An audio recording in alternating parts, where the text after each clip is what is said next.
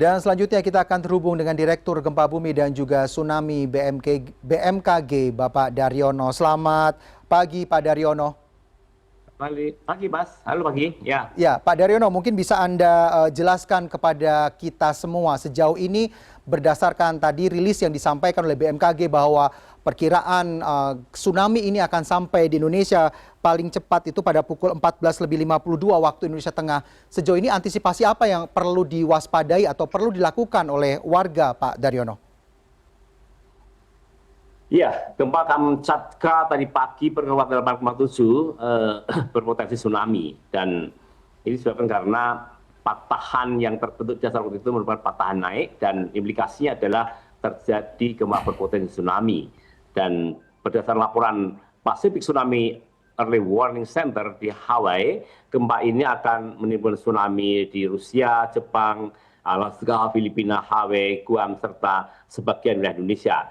Nah, kemudian BMKG menindaklanjuti warning ini dengan melakukan pemodelan tsunami yang berpusat di Kamchatka itu seperti apa dampaknya di Indonesia. Dan ternyata di wilayah Indonesia hanya berstatus ancaman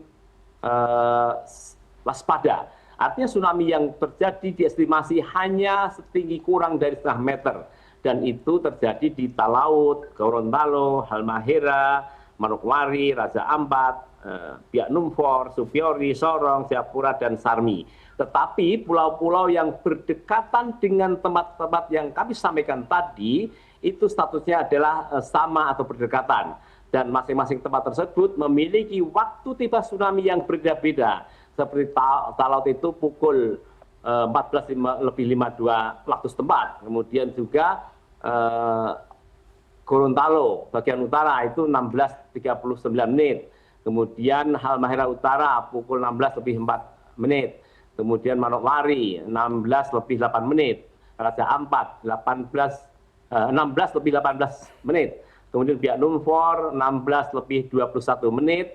Supiori 16.21 menit. Kemudian Sorong bagian utara 16.24 menit. Waktu setempat, Jayapura 16.30 dan sama juga Sarmi 16.30 menit. Dan kalau kita melihat waktu-waktu yang kami sampaikan ini sebagai estimasi waktu tsunami, maka masyarakat setempat dihimbau untuk menjauhi pantai pada waktu sebelum yang kami list waktu ini. Jadi misalnya daerah Kepulauan Talaut itu kan pukul 14.52 menit waktu Indonesia Tengah. Nah, ini sebaiknya pukul setengah jam sebelumnya itu sudah menjauhi pantai. Demikian juga tempat yang lain.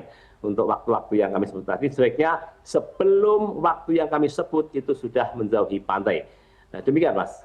Ya, Pak Daryono, meskipun tadi Anda menyampaikan bahwa efek atau besaran tsunami yang nantinya akan melanda beberapa kawasan Indonesia hanya setengah meter, apakah ini juga menjadi bahaya yang harus diwaspadai oleh masyarakat yang memang benar-benar tinggal di sekitar garis pantai ini, Pak Daryono? Iya, harus diwaspadai karena setengah meter itu adalah pemodelan secara umum ya.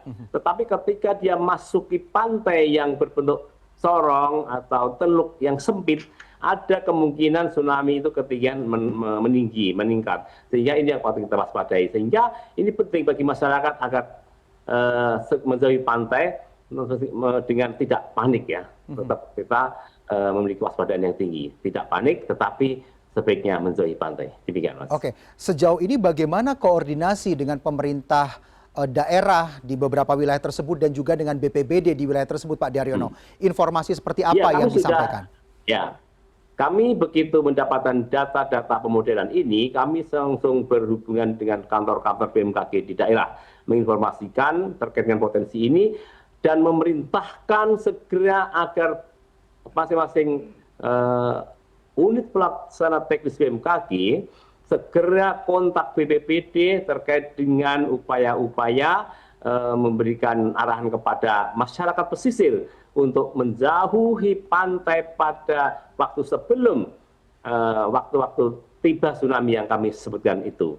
Dan kami menghimbau kepada masyarakat yang tinggal di pantai, kemudian tempat-tempat hiburan, pelelangan ikan, atau ada perkantoran atau sekolah, sebaiknya aktivitas dihentikan dulu dan menjauh dari pantai dulu. Demikian, Mas. Ya, baik Pak. Tadi kita juga mendapatkan laporan dari beberapa wilayah seperti di Sulawesi Utara dan juga tadi ada dari Maluku Utara juga menyampaikan bahwa sebenarnya kearifan lokal masyarakat sana juga cenderung mereka jauh lebih waspada ketika melihat pergerakan gelombang sedikit saja mereka akan segera melakukan pengungsian dan sebagainya dan mereka sudah terbiasa dengan hal ini. Bagaimana Pak Daryono melihat kearifan lokal yang ada di dalam masyarakat di Indonesia ini? Iya, patut disyukuri memang masyarakat kita sebagian besar di Mesir sudah memiliki kearifan lokal seperti itu dan mereka menjadikan ini bukan suatu hal yang baru lagi dan beberapa wilayah malah sudah tahu bagaimana merespon terjadinya tsunami ini. Bahkan BMKG sudah beberapa kali melakukan upaya edukasi melalui sekolah lapang gempa dan tsunami di berbagai kawasan pesisir di Indonesia dan ini makin menguatkan mereka akan kesiapan-kesiapan di dalam mengantisipasi bencana pesisir seperti ini, Mas. Kalau berdasarkan situasi model yang tadi Bapak sampaikan, kira-kira akan berlangsung berapa lama nih Pak tsunami yang Bapak menyampaikan tadi setingginya hanya setengah meter atau mungkin bisa mencapai lebih ini. Kira-kira akan berlangsung berapa lama dampaknya? Ya, sekitar 2 jam kita sudah akan hentikan setelah waktu yang kami sampaikan tersebut. Oke, jadi hanya 2 jam saja ya Pak berlakunya. Tapi apakah bisa jadi akan lebih lama atau seperti apa? Karena ancamannya waspada dan hanya kurang dari setengah meter, maka nanti akan ditetapkan setengah jam, 2 jam saja, Mas. Bagaimana pemantauannya sejauh ini Pak terkait dengan situasi terkini yang dampaknya nanti akan dipantau oleh BMKG sejauh ini Pak? Iya, BMKG pertama akan memantau sistem peralatan monitoring kami terkait dengan anomali muka laut. Kita sudah memasang 100 peralatan dan dibantu oleh Badan Informasi Geospasial dengan tight gate-nya. Kemudian juga kita memiliki banyak sekali kantor di daerah yang akan siap melaporkan dampak tsunami nanti. Jika memang itu hanya catatan anomali, itu yang kita harapkan sehingga tidak terjadi dampak-dampak yang lebih serius. Oke, apakah ada koordinasi Pak dengan Badan Meteorologi Filipina misalnya dekat dengan Talaut, kemudian dengan Jepang dan sebagainya terkait dengan pergerakan gelombang tsunami ini Pak? Sejauh ini tidak, karena kita sudah memantau masing-masing dan saling komunikasi data, sehingga data bisa kita pantau bersama terkait dengan pergerakan tsunami ini dan secara online bisa lihat bersama-sama dan kita amati. Demikian, Mas. Baik, terima kasih Pak Daryono sudah bergabung bersama CNN Indonesia dan sudah memberikan gambaran kepada kita semua terkait dengan dampak dari gempa bumi yang terjadi di Kamchatka, Rusia. Terima kasih Pak.